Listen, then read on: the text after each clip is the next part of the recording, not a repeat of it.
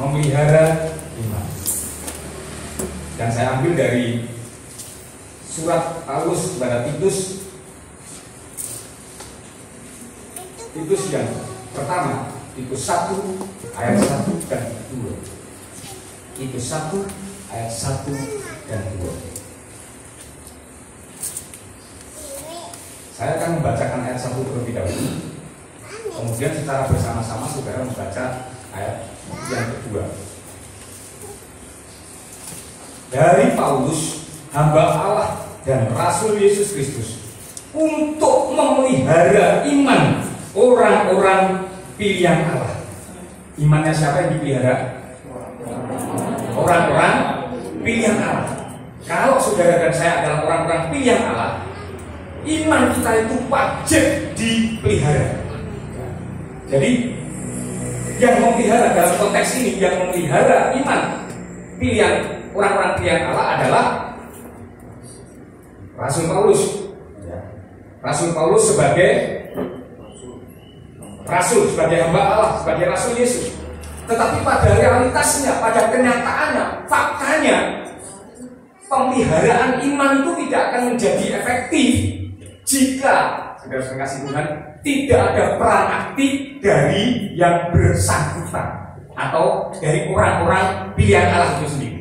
Sekali lagi, itu tidak akan menjadi efektif apabila hanya hamba Tuhannya saja, hanya para rasulnya, ya, para hamba-hamba Allahnya seperti Rasul Paulus, seperti para gembala sidang, hamba-hamba Tuhan, pendeta dan sebagainya itu memberikan petunjuk-petunjuk, tetapi tanpa peran aktif dari orang-orang pilihan Allah itu, maka iman itu tidak terpelihara secara efektif. Ya, puji nama Tuhan. Itulah sebabnya, saudara kasih Tuhan, Rasul Paulus memberikan petunjuk-petunjuk kepada jemaat bagaimana dia memelihara iman dari orang-orang yang kudus itu tadi, orang-orang pilihan Allah itu tadi. Yang pertama, dan pengetahuan akan kebenaran. Pengetahuan akan kebenaran itu dapat memelihara iman orang-orang kudus. Yang pertama, aset. Kemudian yang kedua, dan pengetahuan akan kebenaran seperti, jadi kebenaran yang kita ketahui, kebenaran yang diketahui itu seperti yang nampak dalam ibadah kita. Jadi ibadah kita, di dalam ibadah kita atau melalui ibadah kita ini harus nampak kebenaran. Melalui ibadah kita ini harus nampak kebenaran bahwa kita ini adalah orang-orang pilihan Allah. Puji nama Tuhan. Dua, kita baca bersama-sama. 1, 2, 3.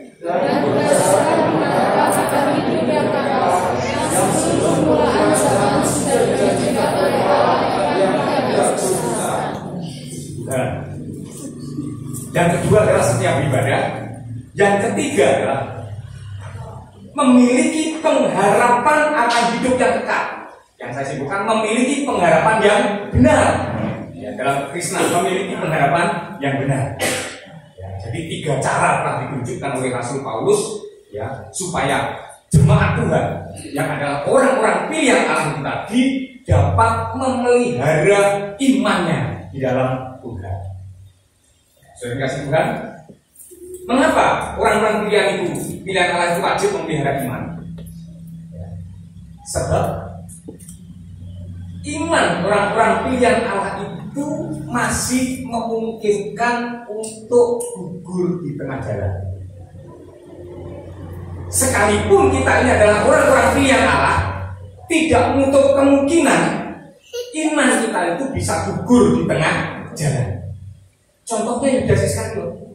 Yudas Iskariot itu dipilih oleh Tuhan. Kalau sudah baca dalam Yohanes 6 ayat yang ke-70, ya, Yohanes 6 ayat yang ke-70 dan 71, saudara bisa melihat di sana. Tengok sebentar, Yohanes 6 ayat 70. Jawab Yesus kepada mereka, bukankah aku sendiri, Tuhan berkata, yang telah memilih kamu yang 12 ini, maksudnya para rasul-rasul, para murid-murid Yesus itu. Namun seorang di antaramu adalah Iblis. Siapa yang dimaksud? Yudas Iskariot, 71, ya. Yudas Iskariot. Jadi sekalipun kita ini telah menjadi orang-orang pilihan Allah, sekali lagi saya dari mimbar ini mengingatkan saudara, kita masih bisa kematian iman. iman kita masih bisa mati. Itu sebabnya kita tetap perlu yang namanya memelihara iman. Dalam nas kita yang telah saya beberkan tadi, paling tidak ada 3 cara yang diberikan Rasul Paulus untuk kita memelihara iman. Yang pertama adalah mengetahui kebenaran. Mengetahui kebenaran. Kita baca dalam Galatia 2 ayat yang ke-16. Galatia 2 ayat yang ke-16. Kamu tahu, ini berbicara tentang pengetahuan. Kamu tahu, kata Rasul Paulus, bahwa tidak seorang pun yang dibenarkan oleh karena melakukan hukum Taurat, tetapi hanya oleh karena iman dalam Kristus Yesus. Sebab itu kami pun telah percaya pada Kristus Yesus, supaya kami dibenarkan oleh karena iman dalam Kristus, dan bukan oleh karena melakukan hukum Taurat. Sebab tidak ada seorang pun yang dibenarkan oleh karena melakukan hukum Taurat. Secara tersirat, dalam satu ayat ini kita menemukan 2 kebenaran. Kebenaran yang pertama adalah kebenaran yang tidak bisa membenarkan, yaitu hukum Taurat. Hukum Taurat itu bukannya salah, bukannya dosa. Hukum Taurat itu adalah kebenaran. Tetapi kebenaran hukum Taurat itu ternyata tidak bisa membenarkan. Ya, tidak bisa membenarkan kita. Mengapa? Sebab yang dibenarkan dalam hukum Taurat itu adalah orang yang melakukan hukum Taurat. Sementara kalau kita melihat hukum Taurat itu ada berapa?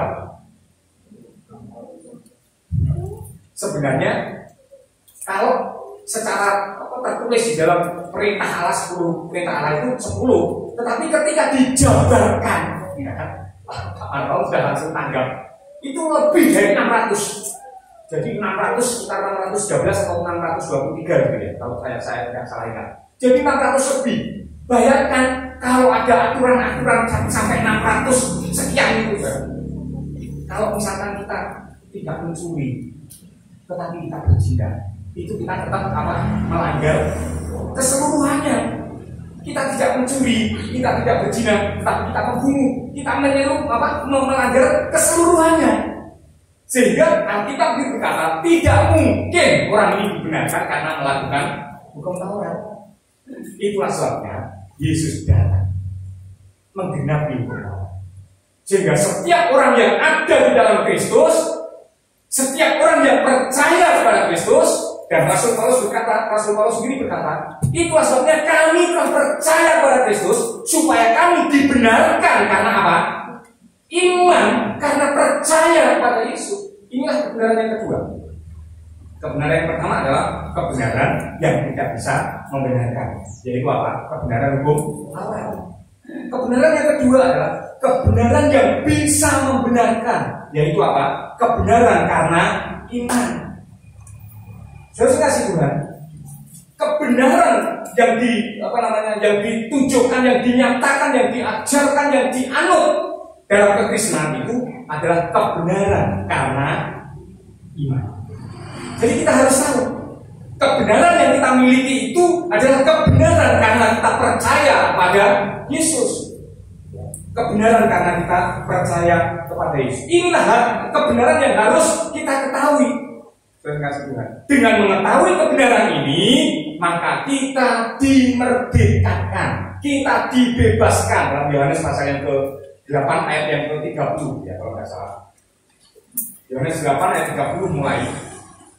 Yohanes 8 ayat 30 mulai. Setelah Yesus mengatakan semuanya itu, banyak orang percaya kepadanya.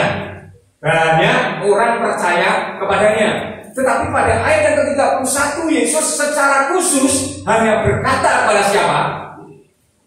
Pada siapa? Ayat 31. Orang-orang Yahudi yang percaya kepadanya. Kenapa ini hanya dikatakan pada orang-orang Yahudi? Karena orang-orang Yahudi itu notabene telah memiliki kebenaran yang namanya apa tadi?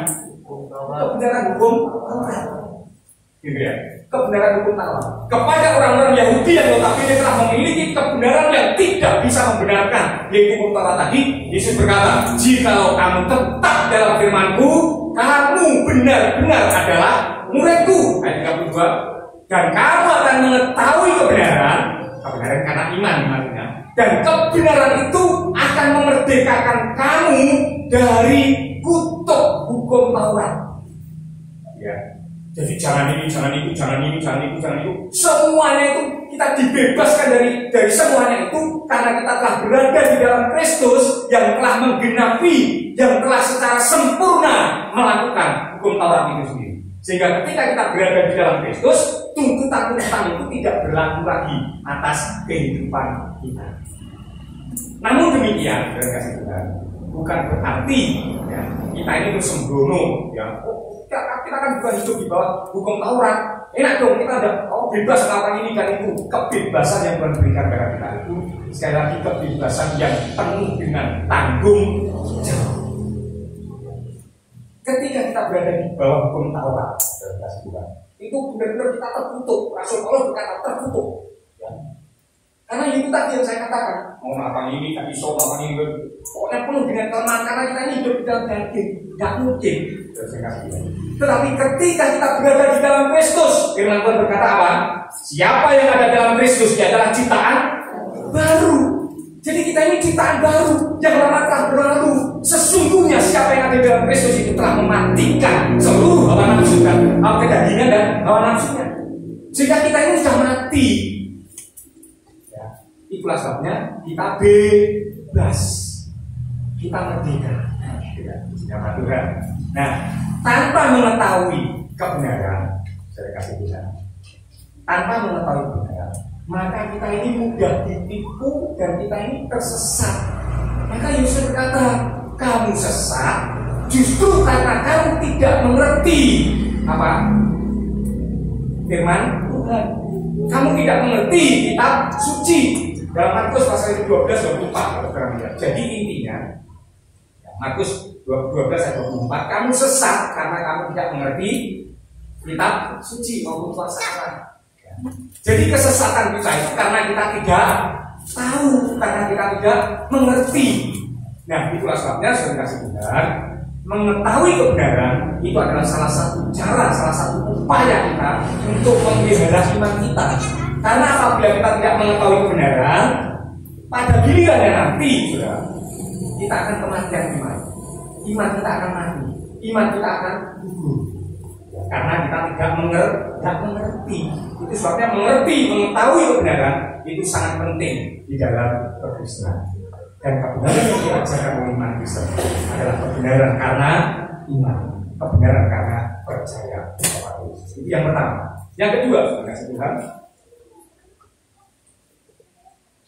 setiap beribadah, kebenaran, mengetahui kebenaran atau pengetahuan akan kebenaran seperti dalam itu satu tadi yang nampak dalam ibadah kita. Itu sebabnya sebagai orang-orang pilihan Allah kita harus setiap beribadah. Bahkan Rasul Paulus menuliskan kepada Timotius dalam 1 Timotius pasal yang keempat ayat yang ke-7 bagian B, di sana dikatakan latihlah dirimu beribadah untuk hal-hal yang baik, untuk perkara-perkara yang baik, untuk perkara-perkara yang mulia. Kita tidak akan bisa tanpa latihan. Berbeda dengan hal-hal yang buruk, hal-hal yang jelek, hal-hal yang jahat itu sudah usah latihan ya. Kita ini sudah bisa secara otomatis, secara otodidak. Karena pada dasarnya kita ini orang-orang berdosa. Sehingga ketika kita mau melakukan dosa, melakukan kejahatan, melakukan sesuatu yang jahat, tidak perlu latihan, tidak perlu belajar. Tidak ada yang namanya sekolah miso, nyatanya di pintar miso. Tidak ada orang yang sekolah mencuri, cara mencuri yang baik, cara mencuri yang efektif gitu ya. Berguru di Indonesia kok. Tidak ada gurunya.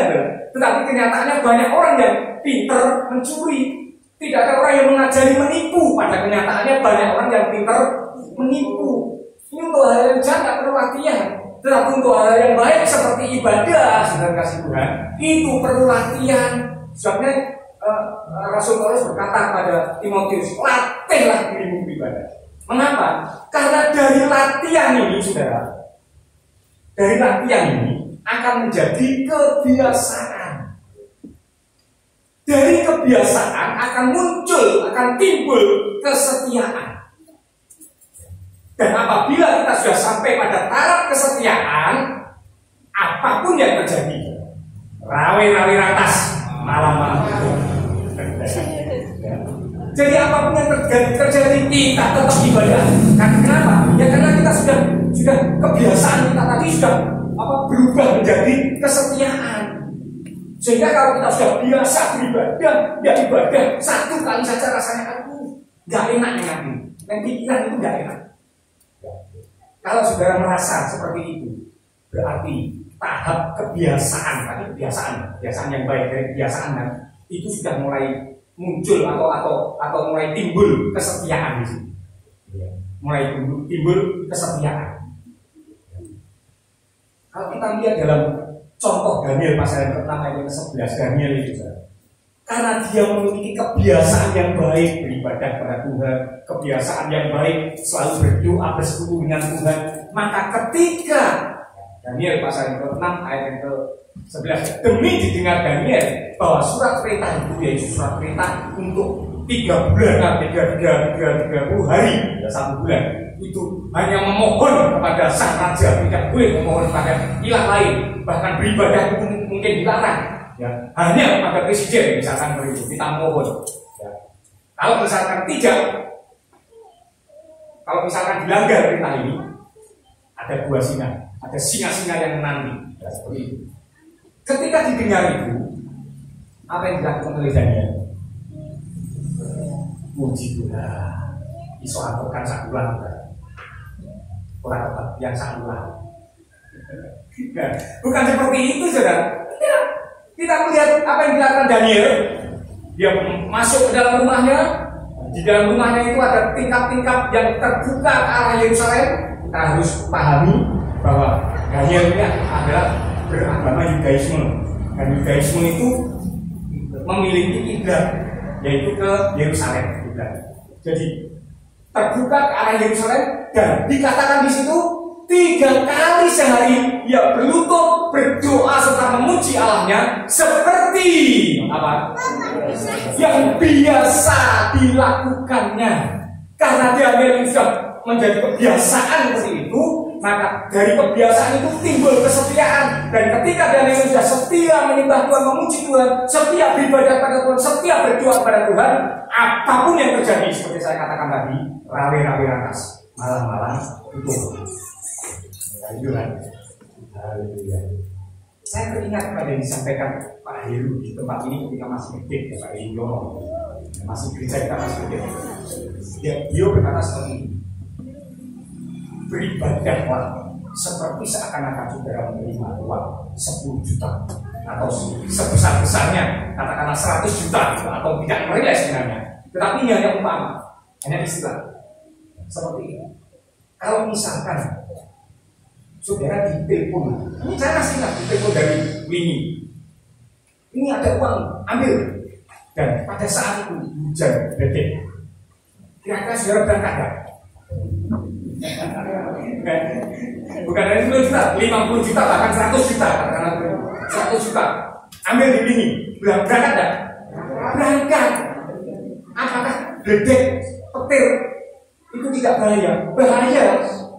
Tetapi apa yang membuat kita ini bisa mengalahkan petir, gede dan sebagainya itu? Karena uang 100 juta yang menunggu kita. Kalau kita memandang ibadah itu bagaikan mengambil uang 100 juta, saudara, ya kita rawe-rawe ratas, malam-malam itu. Jadi itu sudah menjadi kebiasaan yang timbul dari kebiasaan, timbul kesetiaan. Nah, tetapi hari-hari ini iblis sedang membelokkan kebiasaan kita dengan berbagai cara. Membelokkan kebiasaan baik kita itu dengan berbagai cara. Ya mungkin salah satunya dengan adanya pandemi corona ini. Itu kebiasaan baik kita itu dibelokkan. Kita ini memiliki kebiasaan yang baik, saudara. Tetapi oleh karena mungkin corona dan sebagainya kita takut, sehingga akhirnya kita tidak lagi beribadah. Ya, padahal pemerintah setempat sudah membolehkan beribadah dengan protokol kesehatan yang ketat dalam itu. Dalam hal ini, saudara, jangan salah paham. Saya tidak sedang mengajarkan saudara untuk sembrono terhadap penyakit ini, tidak. Ya. Tetapi saudara datang ke tempat ini dengan tidak bersentuhan. Nanti ada yang salaman, tidak ada yang salaman ya, seperti ini karena memang kondisi seperti ini. Kemudian juga memakai masker. Saya lepas masker, saya mohon izin karena saya berbicara, sedang berbicara. Setelah itu nanti saya pakai lagi. Dan saudara mungkin juga membawa hand sanitizer atau bahkan mencuci tangan di cepatnya cuci tangan di sana. Ini adalah protokol kesehatan ketika datang di apa namanya di rentgen dan lain sebagainya. Nah, sudah kasih lihat ini protokol kesehatan. Ya, sudah memenuhi syarat untuk kita beribadah dalam pertemuan sekalipun sekali lagi kita tetap menjaga jarak. Itu sebabnya ada jarak, ada gagang seperti ini. Ya, ada gagang seperti ini. Jadi saya tidak sedang mengajarkan saudara sembrono, tetapi apabila saudara telah memiliki kebiasaan, sekali lagi memiliki kebiasaan yang baik tadi dari latihan itu, kemudian kita biasa, dari kebiasaan itu timbul kesetiaan. Ketika kita sudah ibadah kita itu sudah menjadi sebuah kesetiaan, maka yang terjadi, saudara, kita apa namanya, tidak akan memperdulikan bahaya, sekalipun itu bahaya, tetapi kita yakin apabila kita memenuhi standar protokol kesehatan dari pemerintah, kita aman. Amin, aman, amin. Ya, seperti itu. Tapi sekali lagi, saya tidak sedang mengajarkan bicara sembrono. Ya. Maksudnya memakai masker itu sebenarnya, memakai masker ketika kita keluar rumah dan sebagainya, itu ibaratnya seperti kita memakai helm. Ya, seperti yang disampaikan tadi. Jadi jangan sampai ketika kita keluar rumah tidak pakai masker. Ya, itu berarti kita sedang meremehkan. Apakah ada yang bisa menuduh saya ketika saya berkunjung ke tempat saudara tanpa memakai helm? Ada yang bisa tanpa memakai masker? Ada yang bisa menuduh? Tidak, saudara. Saya ke tempatnya Bu Ani saja kalau naik sepeda motor pakai helm, benar Bu ya? Saya ke tempatnya Pak Gira, saya itu belum Pak Gira, belum. Tanya Daniel, saya pakai helm.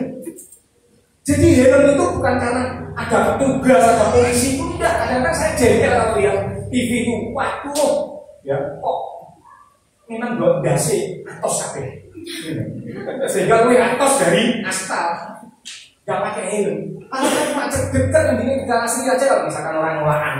Kalau kita asli saja, kita nggak tahu apa yang akan terjadi, saudara. Itulah sebabnya kita tetap perlu memakai helm. Helm ini bukan karena petugas, masker ini bukan karena petugas, tetapi karena melindungi diri kita sendiri. Ya, sinyal lakukan. Ya. Nah, saudara kasih Tuhan, dari ibadah kita ini nampak kebenaran, ya, nampak dari kebenaran, yaitu ibadah yang benar yang saya ajarkan. Ibadah yang benar itu meliputi ibadah orang Kristen itu meliputi dua macam ibadah. Masih ingat ibadah di dalam gereja kita memuji Tuhan dan mendengar firman Tuhan seperti saat ini, dan Alkitab mencatat ketika kita mendengar firman Tuhan dalam Roma pasal 10 ayat 17 katakan apa? Dari mendengar firman Tuhan itu lahir iman. Ini kaitannya dengan memelihara iman orang-orang pilihan tadi. Lahir iman. Ya. Nah, tapi apakah itu saja cukup? Tidak. Kita perlu melakukan ibadah di luar gereja, yaitu yang meliputi apa? Memuji Tuhan dengan hidup dan melakukan firman Tuhan, yang fungsinya, gunanya ibadah itu adalah untuk menghidupkan iman kita. Yakobus 2 ayat 26 dengan jelas dikatakan, iman tanpa perbuatan pada hakikatnya adalah iman yang mati. Ironisnya saudara saudara, ada begitu banyak orang Kristen yang melahirkan iman yang mati.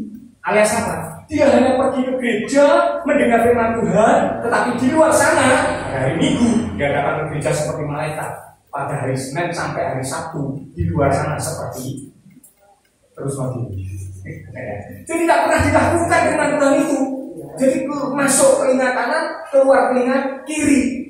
Itu kata Pak Marco masih mampir, ya, masih mampir, ya. Tapi kalau sama sekali tidak didengarkan, ini yang celaka. Jadi itu hanya melahirkan iman, tetapi iman yang mati. Iman yang mati dengan iman dengan orang yang berusaha menghidupkan iman tanpa iman itu sama juga sami mawon. Apa maksudnya? Kalau itu saudara berkata, sudah kalau tidak usah ibadah, cukup melakukan kebaikan untuk menghidupkan iman. Tapi bagaimana saudara menghidupkan sesuatu yang tidak ada? Ini ibaratnya seperti saya berkata, saya belum punya mobil, saya berkata, Tesa tolong panasi mobil, nyalakan mobil. Kemudian Tesa ke depan, tidak ada mobil. Apa yang dihidupkan? Atau juga sama dengan saudara beribadah tidak melakukan, saudara punya mobil, beli mobil, tapi rongsokan, tidak bisa dihidupkan. Ketika saya kunjungan ke Dewi, ada di mana ini? Yo, mobilmu bisa dihidupkan tak yo? Nah, bisa? Tidak bisa. Jangan mau beli mobil murah itu kalau seandainya digital. Jadi punya mobil tapi tidak bisa dihidupkan. Ini sama juga tidak punya mobil, tidak bisa digunakan. Tapi saya yakin suatu saat nanti dia pasti bisa beli mobil. Amin yo, terus aku ke dia gitu saja. Amin gitu loh ya. Nah, saya kasih Tuhan, kita kembali pada firman Tuhan. Inilah cara kita memelihara iman. Ya, memelihara iman. Yaitu apa? Dengan cara setia beribadah. Ibadah yang benar dalam kekristenan itu meliputi dua macam ibadah. Saudara jangan hanya datang ke gereja sementara saudara tidak pernah melakukan ibadah sabat. Justru saudara tampak sebagai orang Kristen yang penuh dengan kasih. Itu bukan saat saudara itu datang ke gereja bawa kitab mungkin, ya, atau mungkin mengangkat tangan di gereja memuji Tuhan dengan mengangkat tangan, sementara di luar kelakuan saudara tidak beres, tidak benar. Itu jadi tadi melahirkan iman, tapi iman yang mati. Iman yang mati seperti mobil yang rongsok kita tidak bisa dihidupkan. Sementara ada orang yang pengen berusaha menghidupkan, ya, tetapi tidak memiliki iman. Saya mau menghidupkan iman, tapi tidak punya iman. Ya, sama saja juga sami mawon. Itu yang kedua. Cara memelihara iman dengan cara apa? Dengan cara apa? Loh, apa tadi? Setia beribadah. Pakai suruh sekali. Yang pertama cara memelihara iman lagi apa? Mengetahui kebenaran. Jadi saudara mengerti yang benar, ya, ngerti yang salah, ngerti yang benar, ngerti yang salah. Kemudian yang kedua, saudara harus setia beribadah. Itu upaya untuk memelihara iman. Kemudian yang ketiga dan terakhir, memiliki pengharapan yang benar. Pengharapan yang terkandung dalam iman Kristen itu adalah pengharapan akan hidup yang kekal.